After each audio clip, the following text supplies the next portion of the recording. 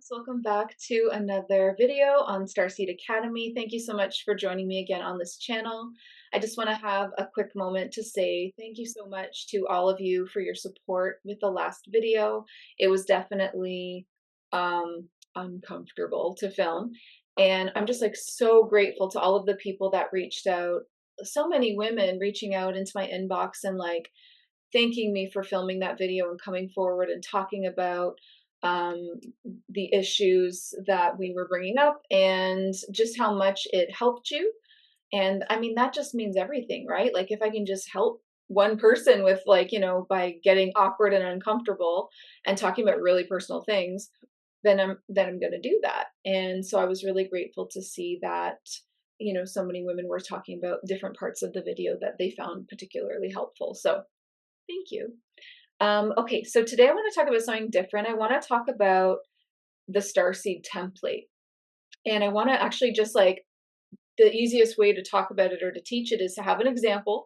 So I'm going to use my own Starseed template and like break it down for you so that you can kind of understand how your Starseed lifetimes or DNA and characteristics and personality and like the who you were in those lifetimes can actually come through into this life and be a positive force for good, especially when you're trying to work towards your earth mission, right? Especially when you're trying to work towards that starseed mission and you want to use your starseed template to support you in that. So let's do that. Okay, but just one thing before before we jump into the breaking down of my Starseed template.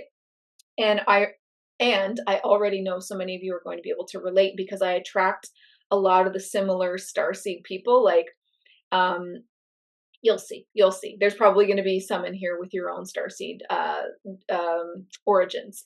Okay, so just before we jump into this, just quickly, what I wanted to say was the reason I wanted to talk about this is because I have this really beautiful new coaching. It's a 1-month coaching intensive. So it's one-on-one, and it's called the Sovereign Creator Codex. And this is where I am helping people to reconnect with their Starseed template, among many other things inside of this coaching container, like opening your soul contracts to help you move through soul lessons quicker, opening your Akashic records to help heal and understand these past life traumas like witch wounds or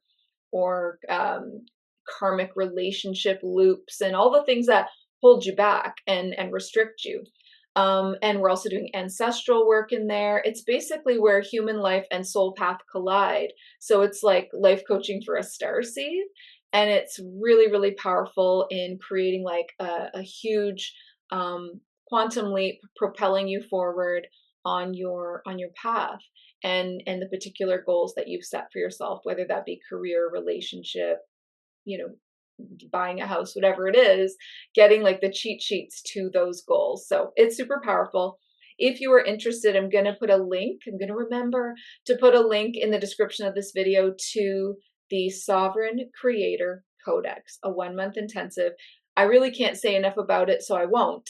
So I'll just leave the link, and I'll just trust that the people that are like feeling something from this video will go ahead, click on that, and check it all out. Okay, let's jump into breaking down my Starseed template. So I've had a lot, just as you have, a lot of different lifetimes around our particular galaxy, the Milky Way, and probably others, but we'll stick there.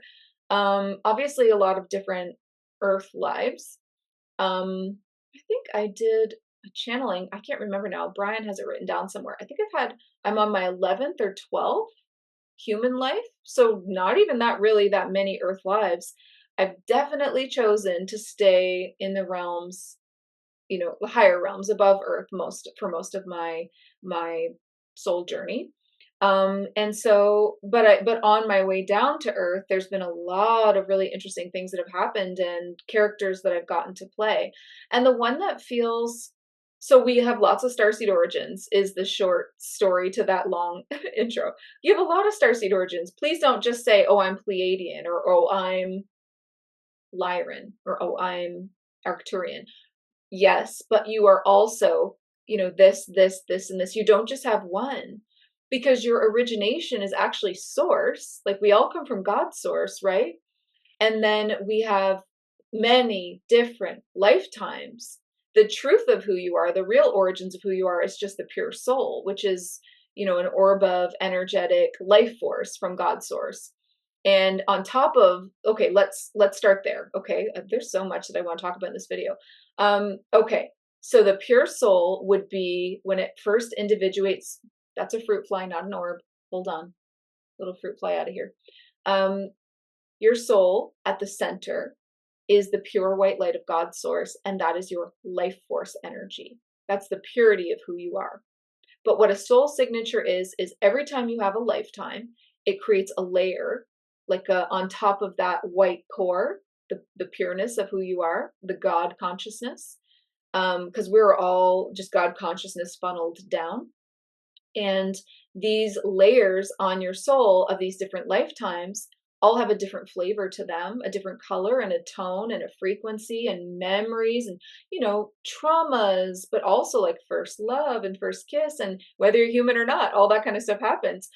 So your soul signature then becomes a compilation of hundreds of lives, thousands of lives, depending on the person.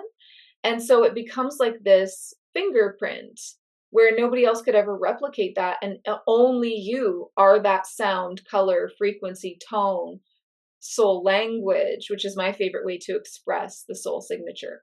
So anyway, each one of those lifetimes is a part of who you are. But each one of those lifetimes, including the one that you're in right now, is actually you just playing a character, right? Like right now I'm playing Jenny, this human woman. I was going to say girl. I guess I'm a woman now.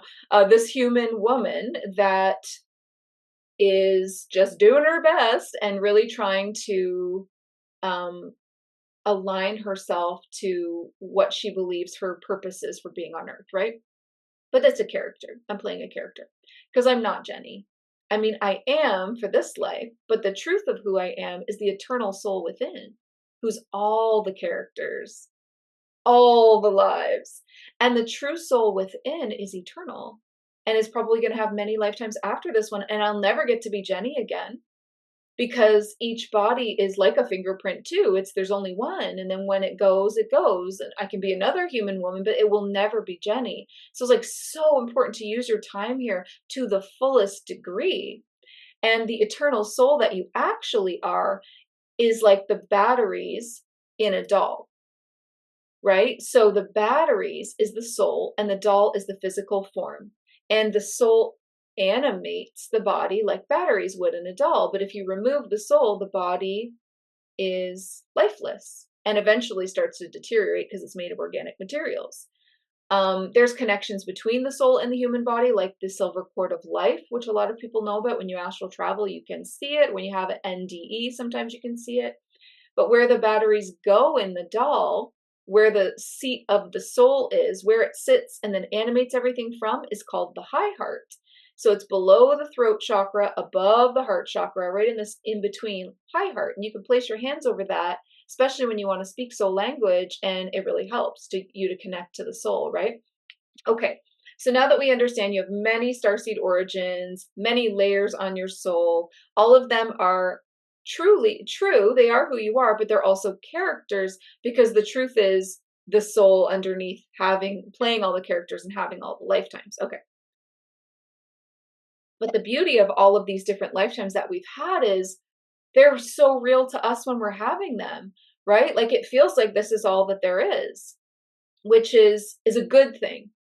And the reason that we want to feel that way in a lifetime, like to really buy into the character that we're playing, is because that's how you get deeply into learning the lessons, by really buying into that character, really playing that role, really like an actor, really committing to it. Okay, you want to commit to it and not detach too much, because you want to, even though but you want to commit to it because you chose it for a reason. In your soul contracts, you totally chose your name, your age, your gender, your culture, your like all the things, the way that you look, your parents, the main events in your life, the main characters in your life. So, and that's not just when you're human, that's always you have soul contracts in place. So you chose it. So you want to really play it. You want to play it out to the best of your ability. Because why did you write that soul contract? There's something in it for you. There is like deep soul lessons. There is karmic clearing and rebalancing happening that you might not know about or remember, especially when it comes to interactions with your soul tribe, right? There are beautiful soul gifts in play that can come up at any point, be activated by, triggers that maybe are also a part of your soul contract. Oh, I wanted to be triggered by reading. Oh, that totally happened to me. Wait, I've said this before, but I just realized that I probably put that in my soul contract.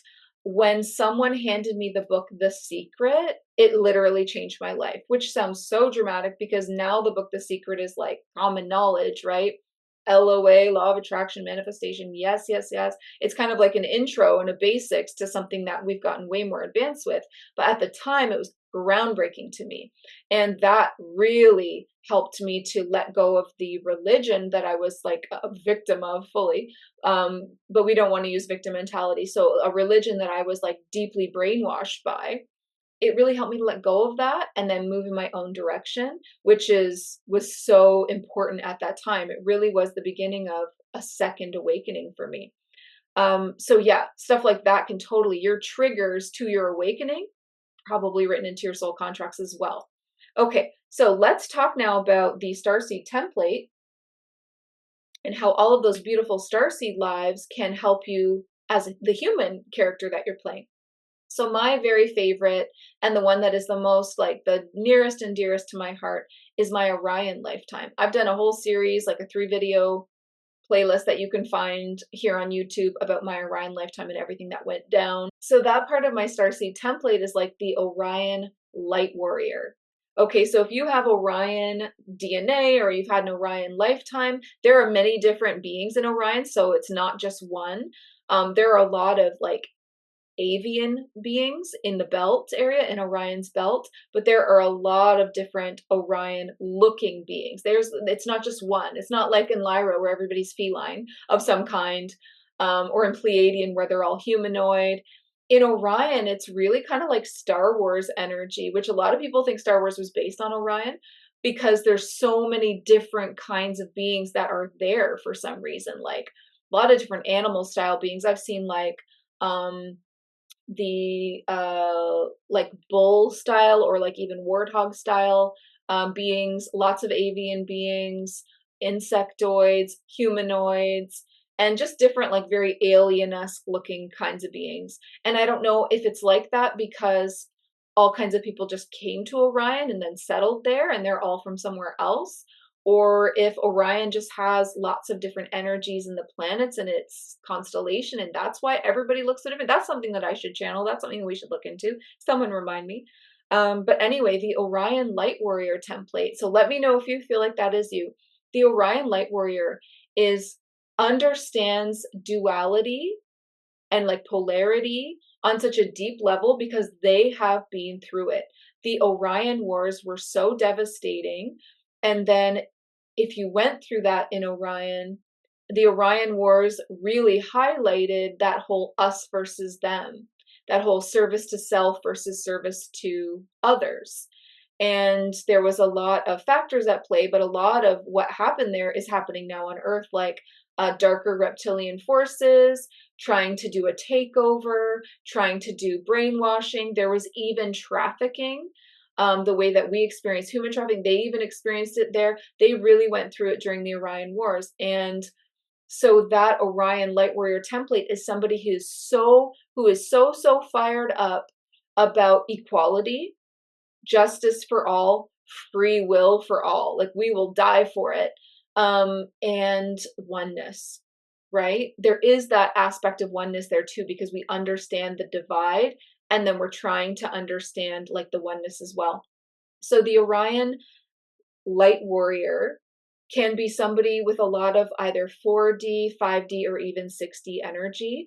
There's different levels to each one of these templates because the Orion Light Warrior that wants to fight against the darkness is still the 4D. The 5D is how they understand, obviously, that like the darker energies are what create the awakening in the light, and that they serve each other. And then you start to understand oneness, and then you start to like download the divine template of the species that you're in. Anyway, the Orion Light Warrior. So let me know if any of that resonates with you and you feel those feelings as well, like really fired up, especially for free will. And if anyone tries to tamper with somebody's free will, you just feel like fire in your chest, like it's not okay. The next one that is in my Starseed template is the Andromedan Weaver of Light. That might sound familiar to you because I just created a course called Starseed Weaver of Light. So the Andromedans are masters of energy, moving energy and weaving energy and light. So because of this, they're extremely powerful healers. They can move energy out of a being's system very quickly, bring in new energy. They literally, with their hands, a lot about like arms and hands. So like the energetic centers or fields of their arms and then like their palm chakras. They use a lot of like arm and hand movements to weave energy and light. They can use it obviously for extremely powerful healing, but they can also use it for manifestation because I've seen them weave timelines, portals, all kinds of stuff. So the Andromedan Weaver of Light is absolutely a template to somebody who feels like the soul gift coming online is being a master of frequency and energy in that way where you weave and create it.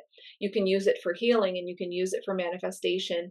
And timelines and manifestation are kind of the same thing because timeline work, timeline hopping, people say all kinds of collapsing time and timeline jumps and all. It's all just manifestation. It's all just frequency matching. And that is definitely under the Andromedan skill set.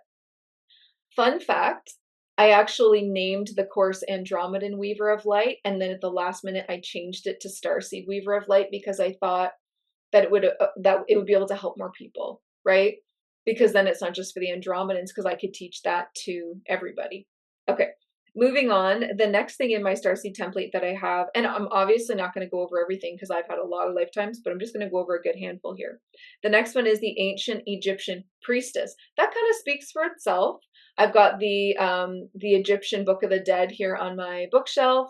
And also this beautiful dagger, her name is Lumen, is also very Egyptian energy. And so the ancient Egyptian priestess is magic. Like she's all about the ritual and the ceremony. And in my Egyptian lifetime, we did these really beautiful ceremonies with Hathor, where we would create the temple that we worked in had like at the top of the pyramid, it was open so that the moonlight could come down. And on different moon phases, the moon was different back then, by the way. We don't have the same moon. In different phases of the moon, they would do like moon rituals because back then the moon was very divine feminine and the rituals were beautiful.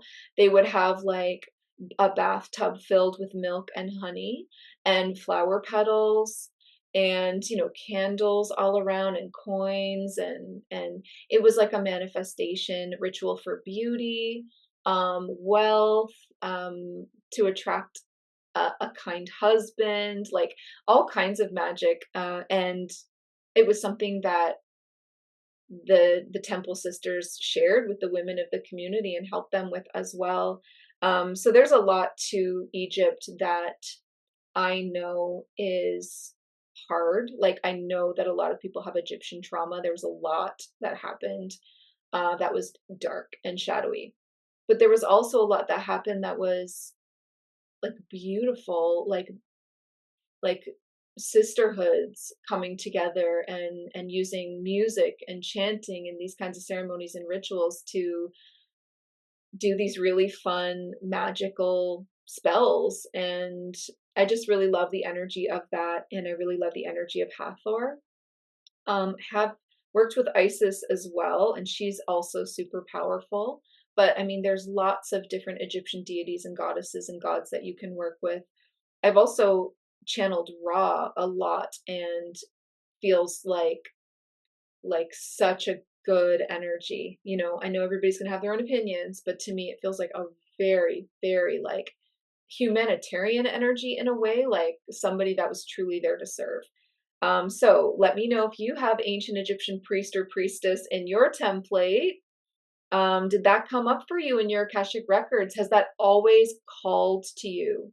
I also got this reading done, an astrocartography, well, that's a big word, astrocartography reading, where they can look at your birth chart and then compare it to the frequencies of these different countries and cities around the world and tell you where you need to go, like where's your power center. Um, and I'm sure there's a lot more to it than that. And I was told that I need to go to Cairo, and I haven't been yet. I really want to go to Cairo, Egypt, and that was going to be a very big um, activation for my past lives and connections and all kinds of things. It was going to be very healing. So I'm really wanting to do that. I had the same energy show up on the map in Sedona, Arizona. And we all know what happened there, don't we? And if you don't, go check out that video because it was a massive soul retrieval. So it'd probably be like very similar experience there. Okay, moving on to the next thing in the template I have written down, Akashic Soul Language Artist.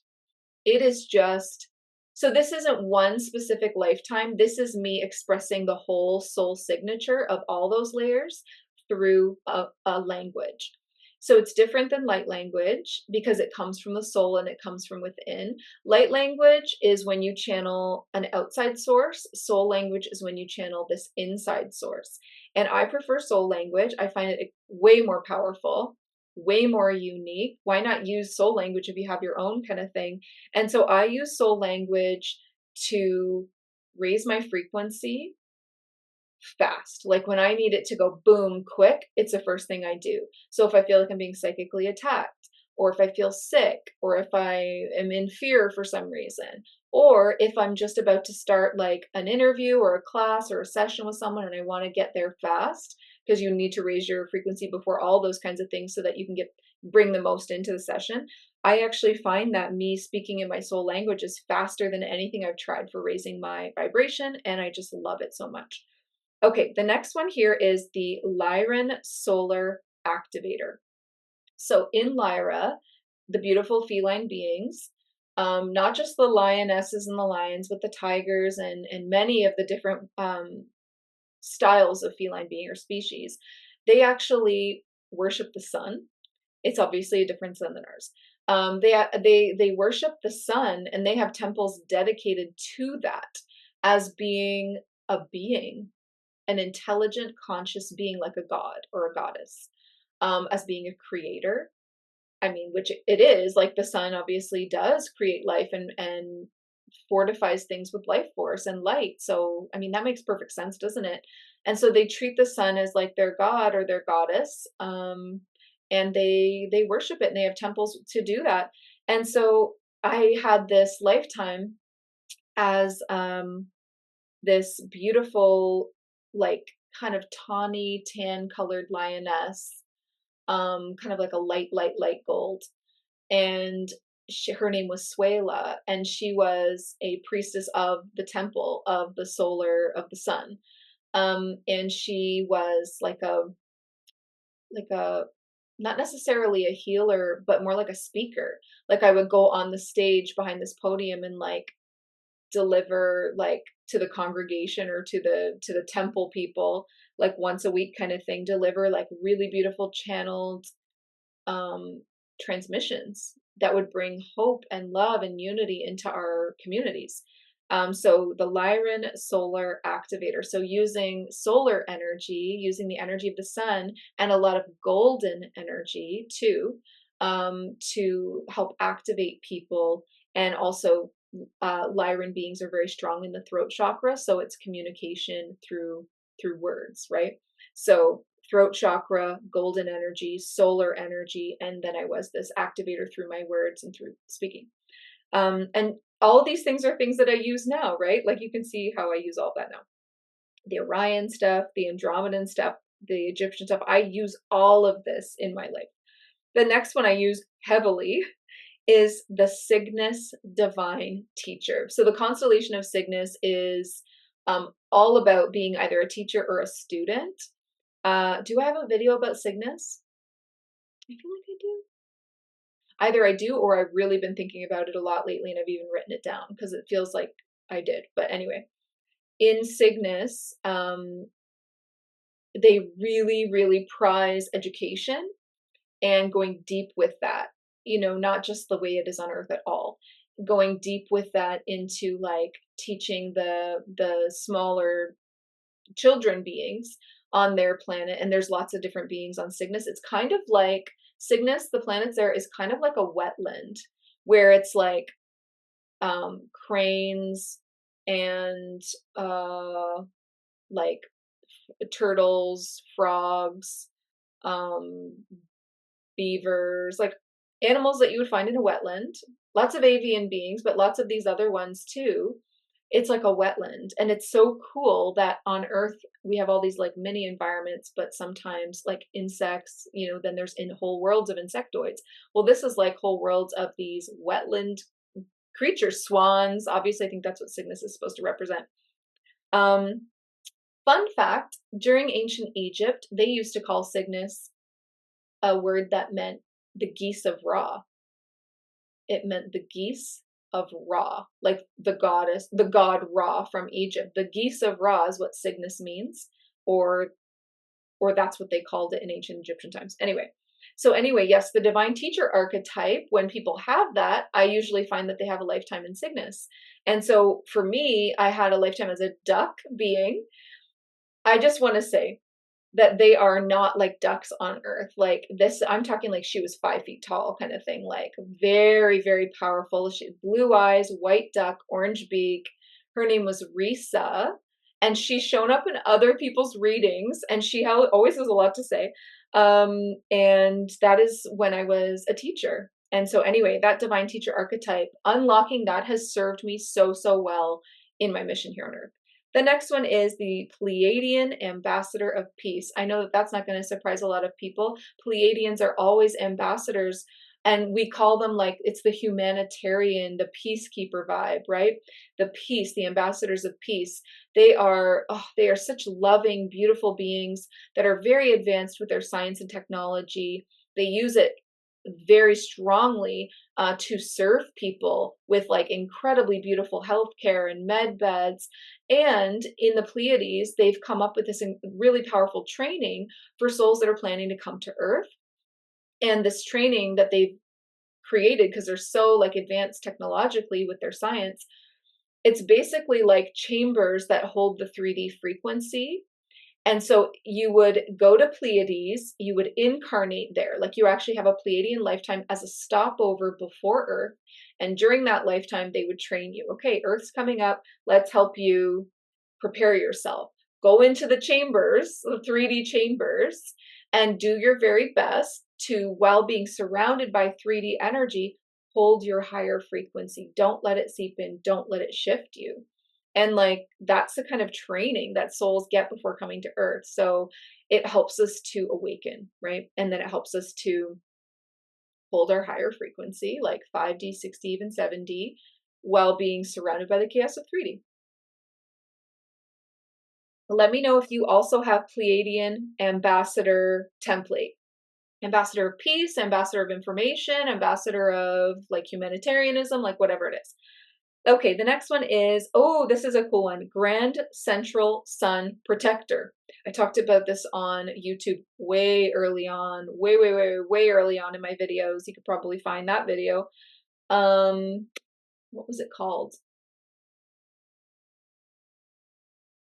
Oh, Visitation from a Celestial Being. I think that's what it was called. That's what happened. I had this celestial being visit me that is a version of me. She was a Grand Central Sun protector. So she's stationed at the Grand Central Sun to protect it because it is the hub of the entire universe, not just the Milky Way. Like we have our own sun in the Milky Way, and all the galaxies have their own sun, but there's a main sun. Suns are portals. There's also a video on YouTube that you can look up called Grand Central Sun, I think, and it talks about the way that suns work and how they are portals to each other. Anyway, Grand Central Sun Protector, her name is Hupna, and she is this like golden winged being of light, emissary of light, and so golden. Like her wings are gold, her skin is gold, her face is gold, everything is gold, and she like is larger than life, and she kind of feels like angelic as well, and she hovers outside of the Grand Central Sun, very close to it. And I remember when she visited me, she was looking away. And I was just like, watch the video for me bawling my eyes out. But anyway, I did in the video. Because when she turned to look at me and her eyes connected with mine, her eyes were like molten gold. It's like where the color of the eye is, the iris, I think it's called. The iris was like moving gold. It was like moving, melt. It was just crazy. And the power of eye contact with her sent me into a Kundalini awakening. I remember bawling my eyes out, then laughing hysterically. If you've ever had a Kundalini awakening, you know what I'm talking about.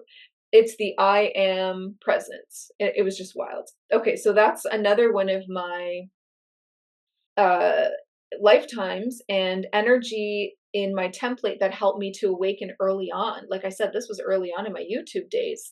So that's something that's, I wonder if that's still working with me, if that energy is still working with me. I feel like in a protective way, I do call on Hoopna when I need her to, like when I'm needing a lot of protection. If I'm about to do some crazy astral stunt that I do with my members a lot, I do call on her as like a protector. She's powerful. Oh my God. Anyway, we'll move on. The next one is, I have written down Angelic Alchemist. If you've had an angelic lifetime, you are, I mean, you're just going to have the biggest heart chakra ever. Whether you were an archangel or a healing angel or a cherubim or a seraphim, like whatever angelic lifetime you've had, you're going to have an extended, expansive heart chakra. And the alchemy part is, well, first of all, hearts are like not exactly portals, but kind of like portals where you can like transmute and alchemize things into energy that can serve you. You can take pain and trauma and anger and hatred and transmute that right into compassion and understanding and forgiveness. It's like so powerful, especially if you have the angelic frequency. And but also alchemy is also working with golden energy, right? So a lot of golden frequency. If you're wanting to alchemize, transmute is another word for alchemize anything. Gold. Do you want to go with gold? So angelic alchemist. So let me know if you have any angelic lifetimes. I've had a few. I mean, I also believe Hupna is an angel as well. The next one is such a good one. The next one is a unicorn way shower. So I really love being a unicorn, but when I was a unicorn, I had wings too. So I'm not technically sure if that's Pegasus, but they don't have the horn. So it was like a winged unicorn, basically. And as a little girl, one of my very first guides was a unicorn named Silverlight. Silverlight is still one of my main guides. He is extremely protective. He always in my sacred space is behind me. But I had a lifetime with Silverlight where we were like a pair. He was silver and I was golden. And, you know, the names that have come through is Silverlight and Golden Light, but we literally were those colors. And when I was Golden Light, I just felt maybe like the happiest, like the most joy. Like it brought me the most joy to be in that form. And so I have like a real, you're going to see, if you were in my office with me right now, I mean, I'm pointing at one unicorn, but there's many to find. There's also a unicorn crystal ball, which I did a video about too. This video was called Spiritual Tools. That right there has unicorns all around it and it's a crystal ball. Anyway, I did a video all about the different spiritual tools and how to use them when I got that unicorn crystal ball because I freaking love it.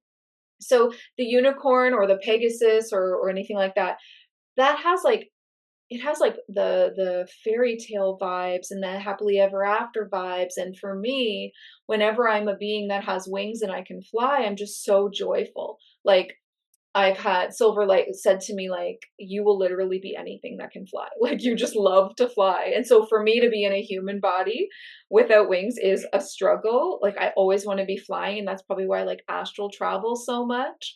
And I've also done this activation with my membership group called Activate Your Multidimensional Wings, where we like create we don't create because they're there. We activate, we inspire them to grow or to unfurl these like wings of light behind you. And some people's look like fairies or butterflies or unicorns or angels or whatever. And it's really fun. And then the very last one that I have, thank goodness, because I don't want this to be too long, is the Lighthouse archetype. And I'm like, not sure that that goes with a specific star seed, but it certainly goes with an oversoul, right? The Lighthouse archetype, my oversoul, you have layers of oversoul. Um, Let me pull out a diagram. I have a new one for you. This is getting turned into a cool graphic that you'll see coming up soon. But anyway, you have a lot of oversouls. So, so we have God source at the top, and this whole diagram is the funnel of God consciousness. It funnels down. This is like a family tree, if you will, for souls. God source, streamlined consciousness of God source feeds down into the oversouls. For simplicity's sake, I only have two layers. We've got the main oversoul and then we've got the mini oversoul, but there are more. There's different oversouls that have different, what's the word? Like strength of God consciousness in them, like concentrate, you know what I mean? So like a main oversoul be very concentrated God source, and then we get down into, there's layers between here, but then you get down into like a mini oversoul, which for me, my mini oversoul, I don't know if he's going to let me calling him mini though, but I think that this is where he would fall, is actually Metatron. So a lot of people's mini oversouls, or the closest oversoul to you, is actually in the Ascended Master realm. So it's kind of cool to think that those beings can be oversouls. Again, yes, she has a video on it. I have a video called Oversouls, What I Know So Far, or something like that. And I love the oversoul journey and the oversoul integration and working with your oversoul. I talk to Metatron every single day. Anyway, moving on. So that would be this layer. And then down from that, you have soul tribe group. So you know who that is? Your soul tribe is like all the people that you keep reincarnating with over and over. Your mama, your dad, your siblings, your friends, your boss, whatever. All the people that make an impact in your life are your soul tribe group. That's the next bubble down. And then so you have to travel down through all of this to become you. And you are a focal point of individuated consciousness, right? You're one focal point. You're not a group being or an oversoul, which is many beings. You're one little individual you. That's you here, right here, this little pretty dot. And then across this way are simultaneous parallel versions of you going across this way. So that's the funnel of God consciousness. So you are this. This is you. You are this, and you are this, and you are this, and you are all of it, right? And when you have a Kundalini awakening, your focal point, like your awareness, zips up to here, and you like blow your own mind. You're like, oh my God, I am everything. It's crazy. Yes, I have a video about that too. And that one is called, when I describe my Kundalini awakening, I think it's called, What Does Enlightenment Feel Like? That's an early one too. I actually forget what we're talking about. Oh, we're talking about the Lighthouse archetype. This is the last one. The Lighthouse archetype, I feel like, would come from here. Like it's a zoomed out higher perspective where, you know, when you're in it, when you're in your human life as that focal point of individual consciousness, it's like sometimes hard to see the forest for the trees. And so it really helps. So this is where I use this lighthouse archetype. It really helps to pull back and zoom way, way, way out as yourself as an oversoul. And you can look over your life and be like, okay, it's okay. Calm down. Not everything is as bad as you think. We just need to make these moves and it'll all smooth out. Very, very helpful in your life. But also the lighthouse archetype also serves others because it's like a lighthouse. When you have the light, the frequency of like an oversoul frequency, which is a very, very, very high frequency, when you have that shining through you, you do act like a lighthouse to others to bring them in. And just by being in your presence, even online like this, you can help people have an awakening. You can shift their energy back to love. I was interviewed today on a podcast, Angel Talk podcast, which will be coming out soon. And she said to me, you have a light, like you glow. I just feel better being in your presence. And she's like, you probably hear that a lot. And I was like, well, I don't not hear it a lot. But anyway, that's like the lighthouse archetype. So I've gone through all these. Let me know which ones resonate. I'm sure more than one. Do you want me to dive deeper into other Starseed templates and archetypes? And if so, specifically what? Because I love video requests. Would love to do that for you, but let me know what ones, right? Because there's so many. Let me know what you need or what you want. And if enough people are on board, then we can do that. But I just thought that this would be a really fun exercise today. So thank you so much for indulging me as I worked through my own Starseed template, but I do think that it can help you learn about yours, right? And don't forget to check out the link in the description for the Sovereign Creator Codex. It's a 1-month intensive coaching with me where we get you connected back to your Starseed template and moving forward so that you can truly embody your Earth mission, the highest self frequency, but also like your light warrior, your spiritual warrior frequency and all of that good juicy stuff. So check that out if you want to work with me 1-to-1. And other than that, just make sure that you like this video, click like if you liked it, share your comments definitely below about what resonated and what you feel like you also are. That would be so fun to read. Share this video. That is also super helpful for me and the channel. When you share it, then people can find me. And then if you're not following me over on Instagram, definitely head over there. There's a lot of different and unique content there, especially in the stories.